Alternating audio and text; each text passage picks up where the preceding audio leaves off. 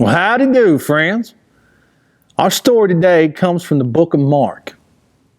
It's a story that teaches us that Jesus is a servant, and He wants us to serve others too. As our true story begins, two of Jesus' disciples, James and John, have something they want to ask Jesus. Hey Jesus, I got a question for you.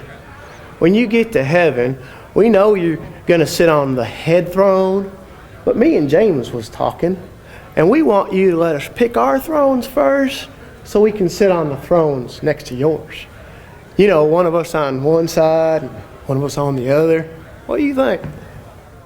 Now, the other disciples heard that James and John were asking to sit on thrones next to Jesus in heaven, and they got mad at him.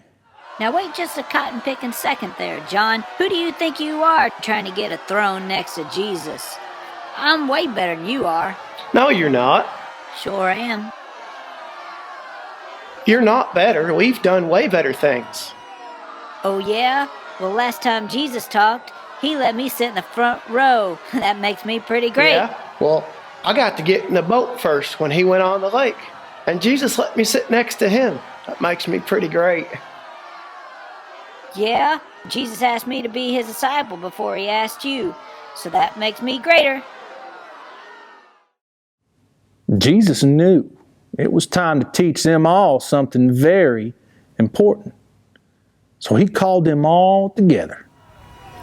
All right, it's time for everyone to calm down. Why is everyone trying to be first? I want to teach you something that is far more important than being first. Serving others by letting them go first means more to me than you being first. Who wants to be important in heaven? Whoever wants to be important in heaven will learn to serve others, to let them go first. Look at me. I'm God's son, and I don't go around expecting you to serve me. I'm here to serve you. Now just think about that. Jesus, the most powerful man who has ever walked on earth, came here to serve others. And He wants us to serve others just like Him. Now, we may not get into arguments about sitting on the best throne. We do have arguments about who gets to go first. Jesus said there is something we can do that is better than going first. We can serve other people. Now that you've heard the Bible story, it's time to see if you've learned the lesson. So we're going to play a little game. Cletus and Scout are going to act out a couple scenes.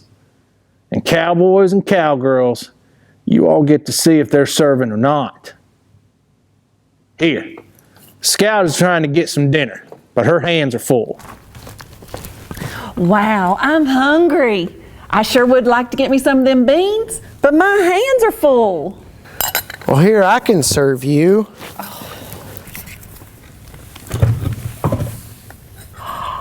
Thank you, Cletus. Kids, if you think Cletus served others like Jesus would, put your arms in the air and say, "Yeehaw! Great job!" Let's try another one. Here, Cletus is having a hard time waking up Scout in the morning. Hey, wake up. It's time to do your chores. I'm having a hard time waking up after how hard we worked yesterday. Oh, it's chilly. I could sure use some hot chocolate. Well, I happen to have some hot chocolate right here. There you go. Oh, thank you. It's so warm. Thank you so much. Kids, if you think Cletus served others like Jesus would, put your arms in the air and say, "Yeehaw!" All right, we have one more. Scout and Cletus are both wanting to roast marshmallows, but there's only one stick. Let's see if Scout can serve others like Jesus did. Well, hey, Scout, those marshmallows look good. But there's only one stick here to roast them with. Well, here you go. And here's another marshmallow for you, too. Well, thank you, Scout. Kids, If you think Scouts served others like Jesus would, put your arms in the air and say, "Yeehaw!" Good job, everyone. Well, we got to hit the trail. Come back next week for another Roundup story.